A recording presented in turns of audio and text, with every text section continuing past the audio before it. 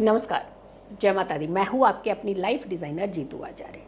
तुला राशि की बात करते हैं, लिब्रा की बात करते हैं और मई महीने की बात करते हैं। जैसा कि हमने पहले भी कहा था कि मई महीने में बहुत सारे चेंजेस हो रहे हैं, बड़े बड़े ग्रहों के चेंजेस हो रहे हैं और इसका इम्पैक्ट जो है हर व्यक्ति विशेष पर पड़ता ही है। किसकी कुंडली में किस तरीके की स्थिति है उसी तरीके का प्रभाव होता है। लेकिन अगर हम तुला राशि वालों की बात करते हैं तो तुला राशि में किस तरीके का ग्रहों का चेंज हो रहा है, उनके कौन से भाव को ज़्यादा एक्टिवेट करेगा, कौन सा भाव पीड़ित तो होगा, किस भाव के फल आपको ज़्यादा मिलने वाले हैं और कौन सी ऐसी सिचुएशन है जिसे हमें संभालना है। सूर्य की अगर हम बात करते हैं तो सूर्य जो है वो मिथुन राशि में 15 जून तक रहेंगे और फिर 15 जून के बाद मिथुन राशि से निकल करके वो कर्क राशि में चले जाएंगे। लेकिन अगर हम आपके भावों की बात कर रहे हैं तो मई महीने में किस तरीके के भाव आपके एक्टिवेट हो रहे हैं। सबसे पहले तो अष्टम भाव, फिर नवम भाव, ये दो भावों को इंडिकेट करेगा। अष्टम भाव का सूर्य बहुत अच्छा तो नहीं माना जाता, लेकिन नवम भाव में पिता के कारक जो है, पिता के भाव में बैठने से कहीं ना कहीं आपको पिता से कुछ तो फ़ायदा भी होगा, लेकिन कहीं विवाद के इंडिकेट भी कर रहा है। अगर हम मंगल की बात करते हैं तो कर्क राशि में नीच के रहेंगे और ये रहेंगे 6 जून तक नीच के, यानी जो मई का पूरा महीना है यहाँ पर मंगल कर्क राशि में नीच के रहने वाले हैं।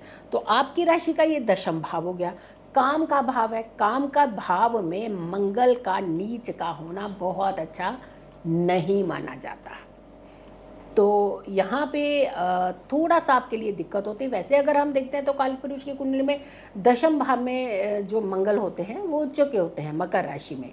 लेकिन आपकी राशि से अगर हम कंपेयर करते हैं तो आपकी राशि का जो दशम भाव है वो नीच की राशि का इसका बन जा रहा है। तो आपको थोड़ा सा संभलना है, अपने वर्क को लेकर के बहुत ज़्यादा अटेंटिव रहने की ज़रूरत है, अपने आप को थोड़ा सा संभालने की ज़रूरत है, अपने फाइनेंशियल सेक्टर को थोड़ा सा संभाल करके रखने की ज़रूरत है। अचानक घटनाओं के भी इंडिकेट मिलते हैं, वो भी वर्क से जुड़े हुए, यानी हो सकता है आपको अपने काम के अंदर कुछ डिस्टर्बेंस हो सकती है या फिर कोई आपकी टांग ज़्यादा खींच सकता है। तो यहाँ पे आपको थोड़ा सा संभलना है और बहुत सचेत रहना है, बहुत अटेंटिव रहना है।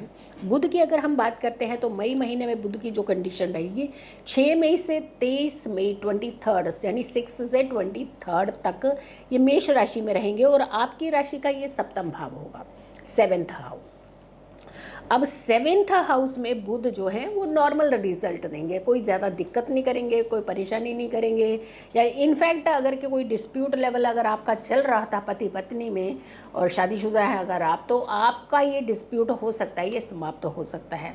और वहीं अगर कि हम एक जो लोगों का ऐसे पार्टनर के साथ कई बार होता है कि एक मिसअंडरस्टैंडिंग जो होती है वो हो जाती है, तो ऐसी मिसअंडरस्टैंडिंग भी रिजॉल्व होती हुई नज़र आ रही है। तो आपके लिए बुध जो है बहुत नेगेटिव इम्पैक्ट नहीं डाल रहा है।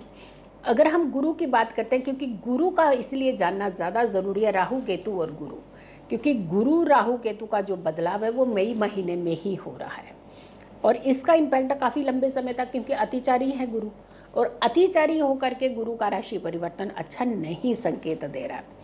14 मई को जो मिथुन राशि में गुरु जब प्लेस्ड हो जाते हैं तो वहाँ पर आपके 9th भाव को एक्टिवेट करते हैं। तो 9th भाव देखिए आपका क्या है, धर्म कर्म का है।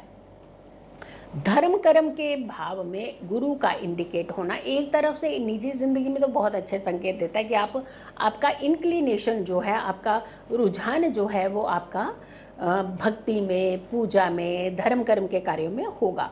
लेकिन वहीं एक चीज़ का ध्यान रखिएगा कि ऐसे व्यक्ति अगर दूसरे के किसी धर्म को इंडिकेट करते हैं ना, दूसरे के पॉइंट आउट करते हैं ना, तो वहाँ पे उनके लिए दिक्कत हो जाती है। तो यहाँ पे अपने धर्म के साथ तो आप जो जैसा आप बहुत अच्छे से पॉजिटिव होते हैं हम अपने धर्म को लेकर के, लेकिन दूसरों के धर्म में आपने प्रश्न मार्क नहीं करना है। तो यहाँ पे आपको थोड़ा सा ध्यान रखने की ज़रूरत है। शुक्र की अगर हम बात करते हैं 31 मई तक मीन राशि में रहेंगे शुक्र, जबकि ये अगर आपकी राशि से देखते हैं तो 6ठा भाव होगा।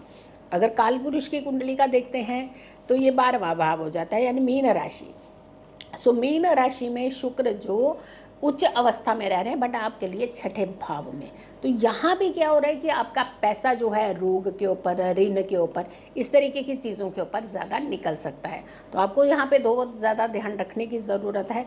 अपने मनी को थोड़ा सा संभाल करके रखने की ज़रूरत है। अपनी हेल्थ को थोड़ा सा ध्यान रखने की ज़रूरत है कि किसी भी तरीके की प्रॉब्लम जो है वो आपके जीवन में ना आए। शनि की बात करते हैं, 29 मार्च से शनि जो हैं वो आपके मीन राशि में जो है वो बैठ चुके हुए हैं।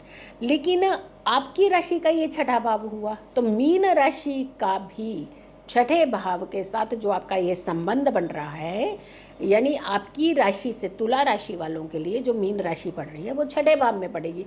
तो यहाँ पर शनि का जो प्लेस्ड होना आपके लिए थोड़ा सा एक रिलैक्सेशन है, यानी शत्रु जो एनिमीज आपको सताते थे वो नहीं सताएंगे, वो थोड़ा सा आपसे कहते हैं कि डिस्टेंस बनाने लगेंगे, वो बनाने लगेंगे डिस्टेंस।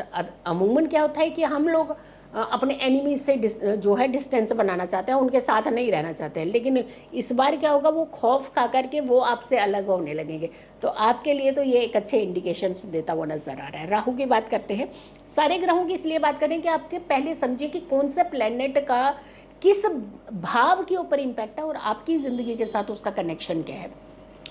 अब अगर कि हम बात करते हैं राहु केतु की, लेकिन एक रिक्वेस्ट है कि आप उपाय भी हम बताएंगे, बट आप इस वीडियो को शेयर ज़रूर कीजिएगा क्योंकि सब तक ये वीडियो पहुंचना बेहद ज़रूरी है। राहु की बात करते हैं तो 18 मई से कुंभ में जो राहु का प्रवेश होगा वो आपकी राशि का पंचम भाव है। भटकाव है पूरी तरह से, लव अफेयर्स में दिक्कतें हैं, हायर एजुकेशन वालों को दिक्कत करेगा, कुछ करना चाहते होंगे, कुछ और सोच रहे होंगे, उसका इम्प्लीमेंट जो है वो अलग होगा, तो उसका रिजल्ट कुछ और ही फिर आने लगेगा। तो यहाँ पे आपको बहुत सचेत रहना है, अपने फ्रेंड सर्कल को अपने ऊपर हावी नहीं होने देना है। यहाँ पे ध्यान रखिएगा, थोड़ा सा एक डिसिप्लिन रहेंगे, एक सिस्टम से चलेंगे तो चीज़ें कंट्रोल में रहेंगी। अगर ज़रा से भी सिस्टम से हटेंगे तो चीज़ें आपके लिए खतरनाक हो सकती हैं, तो ध्यान रखिएगा। अगर हम केतु की बात करते हैं तो 18 मई से ही केतु का भी जो बदलाव है ये आपकी राशि के 11वें भाव में होने वाला है।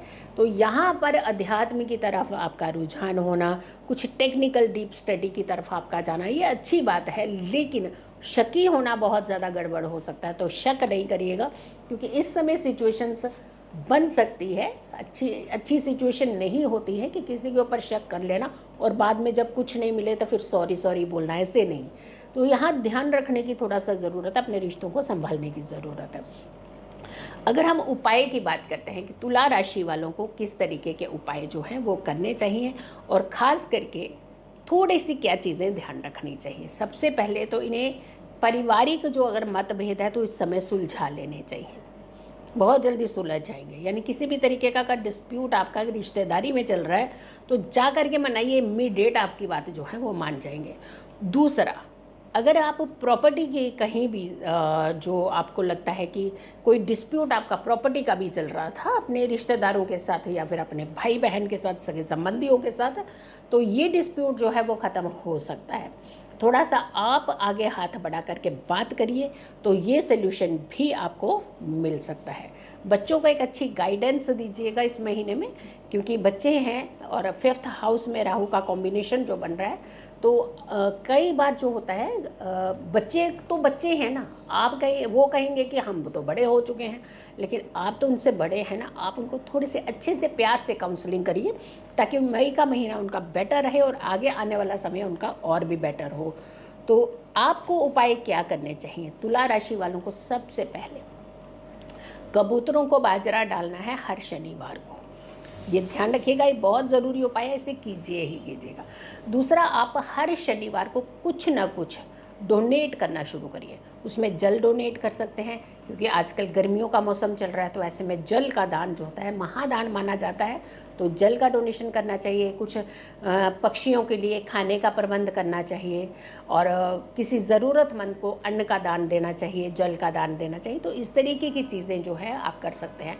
हो सके तो एक मटके में पानी भर करके और वो मटका कहीं ऐसे स्थान पर रखिए जहाँ आते जाते लोग उसका जल जो है वो पीना शुरू कर दें, और उस मटके को टाइमली जो है वो साफ़ करने के बाद फिर से फ्रेश जल भरना शुरू कर दीजिएगा।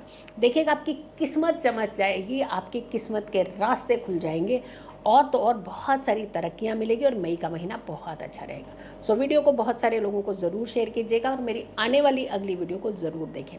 अगली राशि जो है वो रहने वाली है हमारी वृश्चिक यानी स्कॉर्पियो।